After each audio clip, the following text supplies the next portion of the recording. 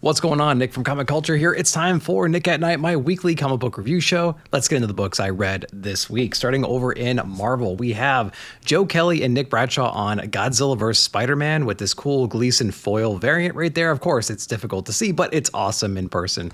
Trust me on that. So if you're a fan of these Godzilla crossover books with Marvel, I think you're really going to enjoy this one. It is stupid. It is hokey. Like, the story doesn't make any sense. They have to force Godzilla into a situation where he has to take on Spider-Man or some other thing, and then Spider-Man just kind of gets wrapped up into the whole thing. This is kind of a period piece, so we're kind of going back in time a little bit. This is right after the black suit was just kind of debuted for the first time, and so we have some, drama between Black Cat and Mary Jane we have to work out and everything. There are as many editorial notes in here as there is dialogue from Joe Kelly himself, so that was pretty annoying that we have to dig through all of that stuff, but it is interesting. So art wise and everything, the colors are bright and vibrant. The line works fine and everything. It's jumbled. It's a mess. It's everywhere, but it's action packed. It's a stupid story, but it is what it is, man. I don't know. Do you guys like these Godzilla crossovers? Let me know down below. Next up from Marvel, we have Ultimate Spider-Man issue number 16. Of course, Hickman on this one. We have Kakato back on the art. Of course, Wilson as well here. Huge revelations inside of this one. Did not see this stuff coming. We've kind of gone away from the narrative a little bit. Peter and family are on the run right now. They're trying to escape the wrath of Kraven, so to speak, and just the council in general, right? And so we actually touch base again with where we are with that family in a way, but there's a lot of flashbacks in here, specifically around the Gwen Stacy character and some of the revelations about the ultimate version of her.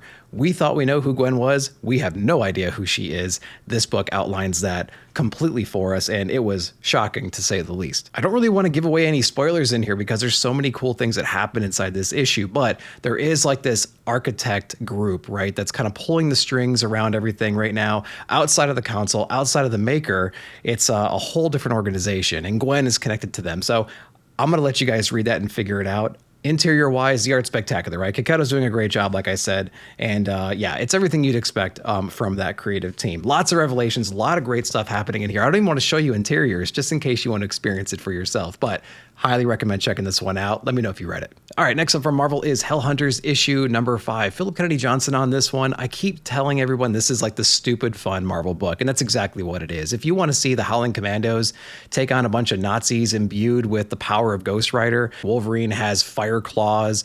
Some of the Howling Commandos have fire machine guns. We have the Captain America's shield, but it's a fire version, whatever it might be. It is awesome to see that all take place, and they use all those abilities towards these zombie Nazis, and it's just a really, really fun time. And of course, the villains in this book are expendable, and they have some prophecy they're trying to fulfill right now, a giant kaiju version of them. So you need to up the hero's game as well and imbue them with the tools to take on that threat. That's what we see inside this book, and it's handled pretty well, I think. The dialogue is really fun. Bucky is unhinged. Love that character so much in here. Again, it's a fun book, guys. Check this one out. Hellhunters number 5 is out. Make sure you're reading it. All right, we're out of Marvel, no DC this week, but we're going to jump over to Boom Studios for Something is Killing the Children, the Frizzen variant, issue number 41. Of course, James Tynion is on this book here. I'm always optimistic that this book is going to be good, and this issue wasn't that bad, actually. We're actually going back in time a little bit before the events of Something's Killing the Children, number 1. Erica's younger, right? She hasn't earned her teeth yet in the Black Mask Order. She's still dealing with Jessica and Cecilia and things like that, and they're on the hunt right now, and they're going to be chasing down some monsters that are I don't know, the original hunt is something of legend, right? And so her mentors were all part of that. They have to revisit that area right now, and presumably she's going to earn her teeth in the process. But, we have a young Erica inside here, being just as weird and crazy as she always is. She apparently assisted some kid in his family off panel inside this comic. We touch on that a little bit right here. And she's getting people together to go on that next hunt. And that's what we explore inside of here. The vibe is good, though, inside this book, I would say. It's better than the average Something's Killing the Children issue. I'm excited to see this more of an origin story for Erica. And yeah, I'm a little bit more excited than I normally would about this book. Issue number 41 is out. Let me know if you read it. These G.I. Joe Real American Heroes silent issues have been awesome. We have Duke out this week, Wes Craig on the writing duties and the art duties, Jason Wordie on here as well.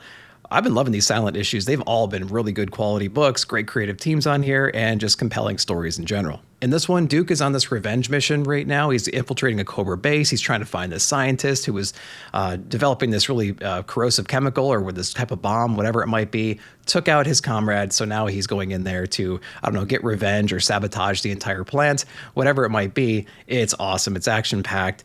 And definitely Duke gets his revenge at the end, which is what you would expect. So if you're a long-term Joe fan, you know who I'm talking about. You know the scientist probably. You know all these other characters.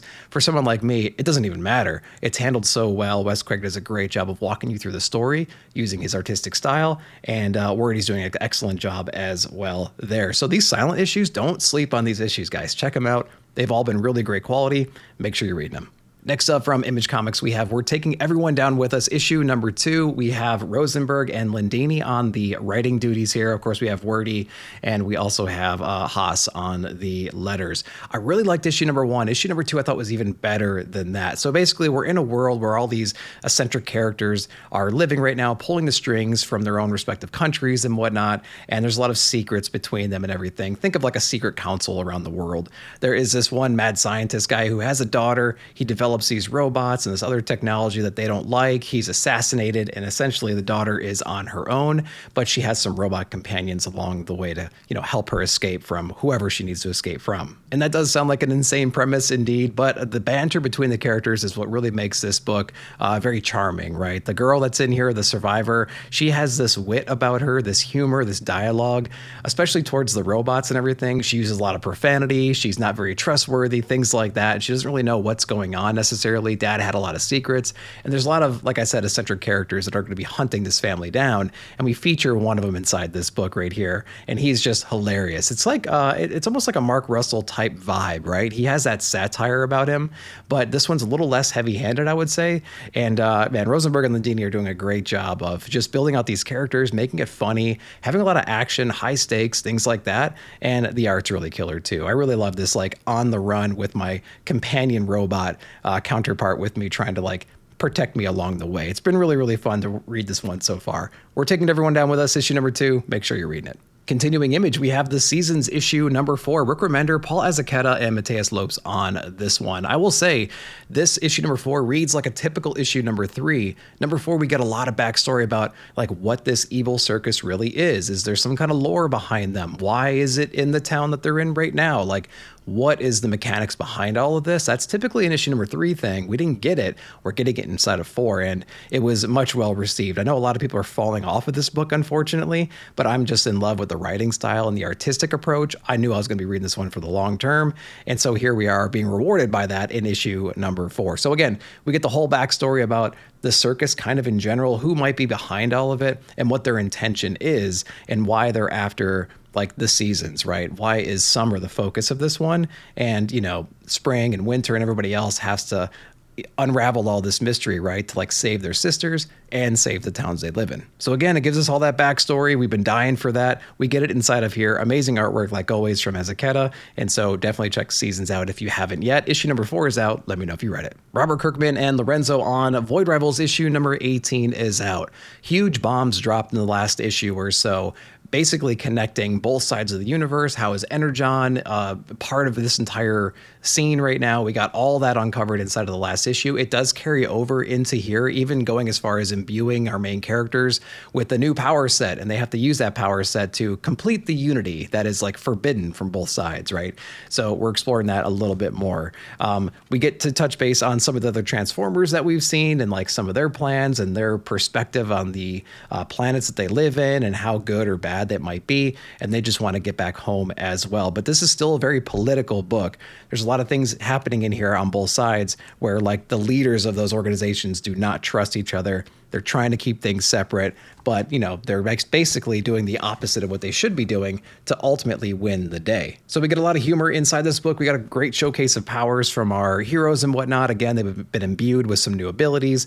We're going to be unpacking that going forward. Void Rivals continues to be a very interesting read, foundational book in the Energon universe. Just really started picking up again for me in the last couple of issues, now that we have more idea of what's going on, generally speaking, across this whole Energon universe and these Void Rival characters. So that was a much needed revelation, I would say. And we continue it inside of issue number 18. Let me know if you read it. All right, we're going to go over to Ghost Machine for the next couple of books. Hornsby and Halo, issue number 6. I think it came out the previous week, but I'm going to throw it in this week because I just got done reading it here. So again, this was kind of a book where we got introduced to a lot of the topics around the children and like their destinies and their fate and them understanding exactly what's going on and the people that were in their life the entire time, how they've been hiding their true selves, but yet protecting them at the same time.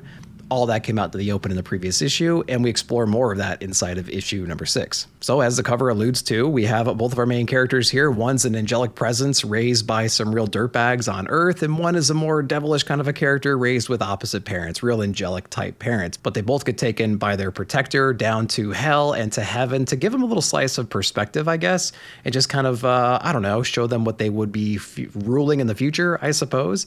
And so maybe even, I don't know, providing more evidence to the fact that they are who they are and they have to kind of get over that, I guess.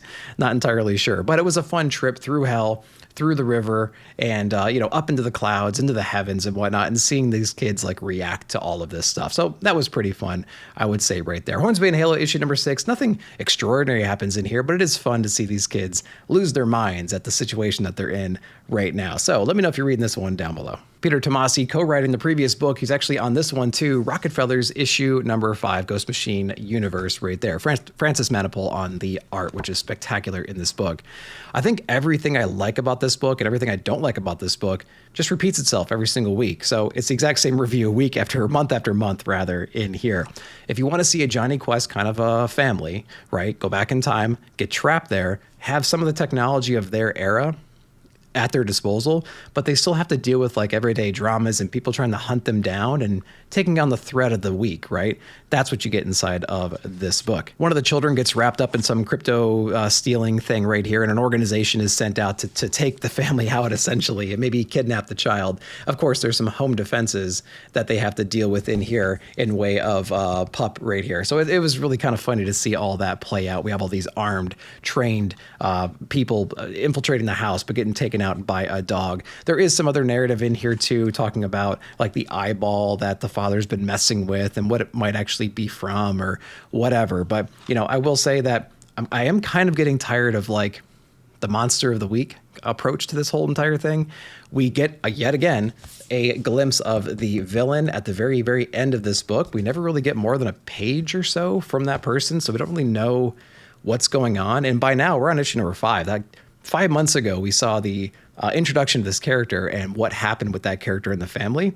And I kind of forgot all that stuff by now. Like, I need more of that story, to be honest with you. So I don't really know if like this approach right now is to buy time to kind of further develop the plot here in a way, but I'm having a great time reading it. The visuals are really great. The stories, it's always fun. It's always engaging. It's exciting, but I want to know more about like, what's the ultimate goal here? We haven't gotten a lot of that yet, but it's still a fun book though. I will say that. Rockefellers, issue number 5. Let me know if you're reading it. Next up is Universal Monsters, The Mummy. We have Faith Aaron Hicks on this one, Lee Lowridge on here as well. Issue number 2 is out. So I will say that I am actually enjoying this one more than I thought I would, to be honest with you. If you like the Helen character in the original Mummy movie, I'm talking like the very first one, this provides a little bit more context in that character, like what was happening when she was off screen, what kind of conversations is she having, what's her mental state right now. That's what we explore inside this book. There's a lot of the beats from the movie, obviously, that take place in here, but this is all that subcontext, that things that happen off screen. So I like that perspective a lot inside of here. I know some of the other books have taken that similar approach. Some have kind of given us a sequel to what happened in the original movies. This is happening real time with the original movie. It's just giving us more. I had some early criticisms on the art style. It's still not ideal for me, to be honest with you, but it is serving the purpose of the story. So there is that. It's kind of hard to get away from like Martin Simmons and you know what I mean? It's difficult to get away from that and like Michael Walsh and stuff like that and go into something like this and have the same experience. So, it is what it is. It's still a fun story. The artwork is serving the story for sure. And it's kind of cool to get this additional context on the Helen character in this period. So that's really interesting. Let me know if you guys are reading this one. All right, let's wrap it up with Kurt Pierre's On Lost Fantasy Giant Size issue number 1. Very striking cover, which is probably why a lot of people are going to be grabbing this one. That and Kurt Pierre's is a great writer and has a great track record as well. So I will say, first off, it's a combination of a lot of great themes, right? We do have this superhero element to it. We also have a local backwater crime thing going on inside of here. There's a lot of magic. There's also like a Monster Hunter, something's killing the children vibe going on here as well. So it's a combination of a lot of great ideas. So we'll see how the execution plays out for sure. So just get a little taste of the artistic style inside here. It is kind of sketchy and gritty. The coloring is interesting, and it's not super detailed, but it's got that like roughness to it that I actually really, really enjoy. And again, there's a lot of elements inside of here. We talk about ancient orders and protectors from like the center of the earth and the different powers that they had and the lineage of those characters. We have a very mysterious lead character right here who grows up to,